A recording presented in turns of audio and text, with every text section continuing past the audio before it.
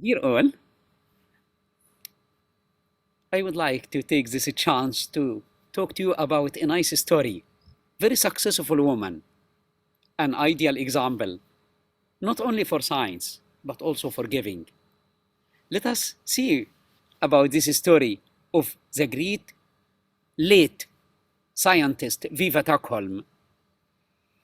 With very big surprise, I got nice invitation from His Excellency, the Ambassador of Sweden in Cairo, Mr. Jan, in 2019 to give a talk in the memoriam of Viva Stockholm.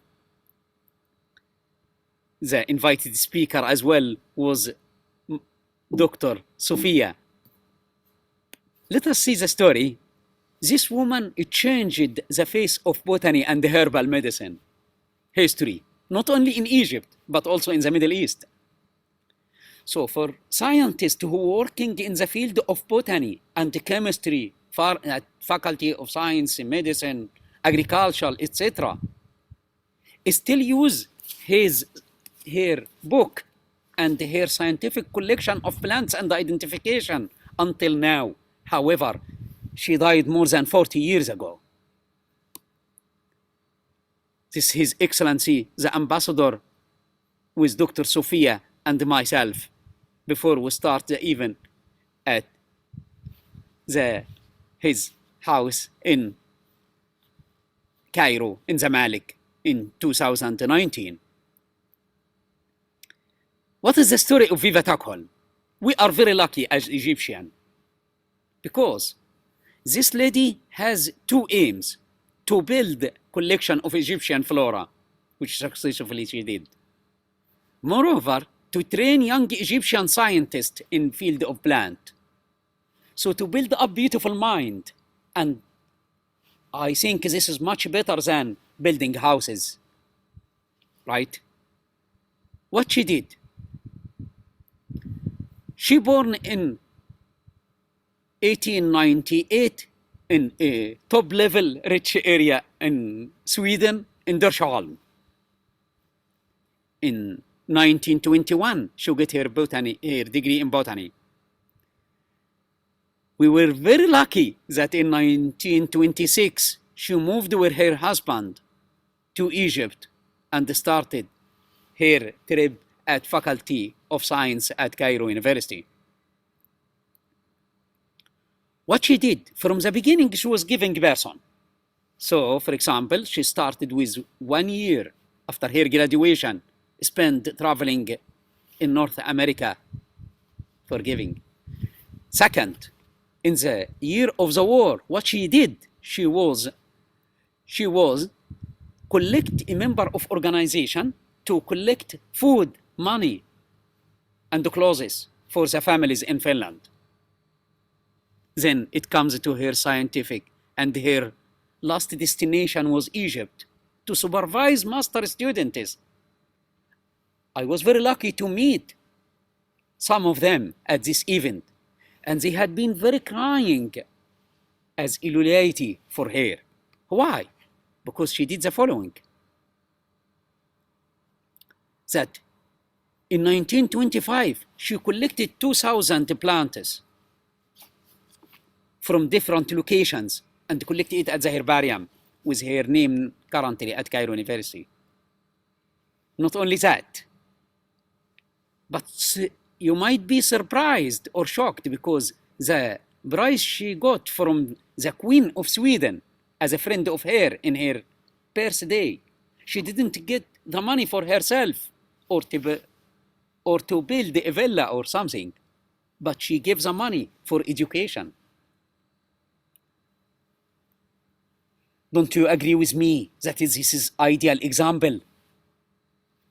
Additionally, from scientific point of view, she worked in the Kew Garden, which is a top level all over the world in botany.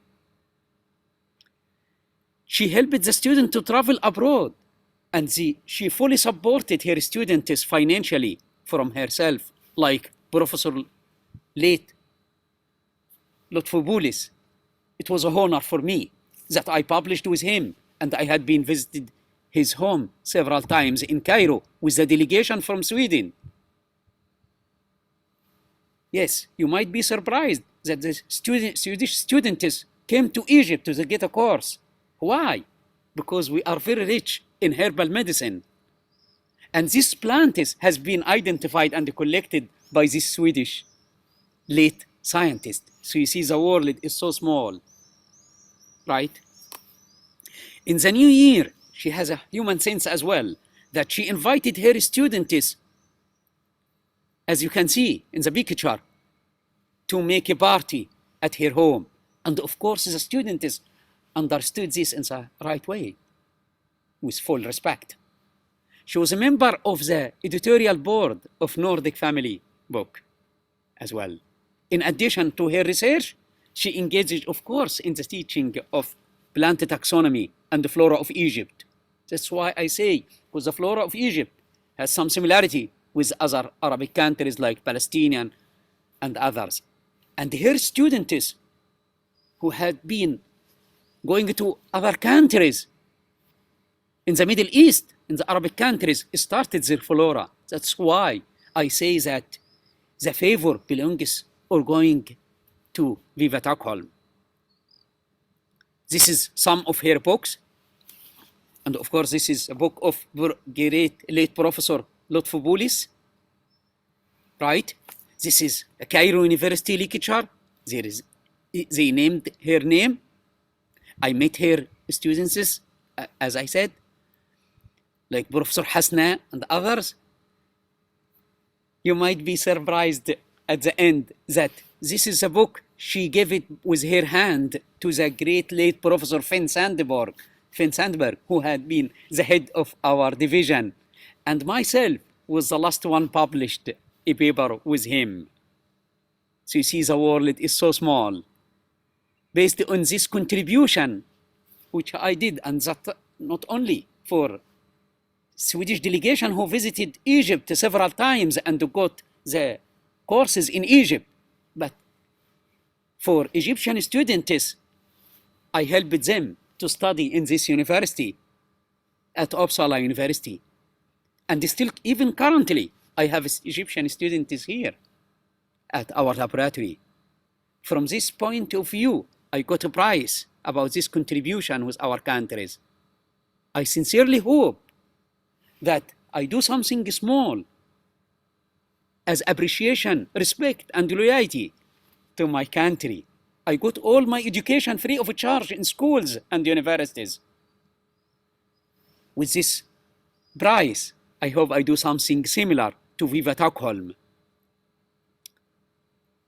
I also have the mission to contribute to other Muslim countries, and this is the great Professor Ata'ur Rahman, who is an ideal example as well, and Professor Iqbal, of course.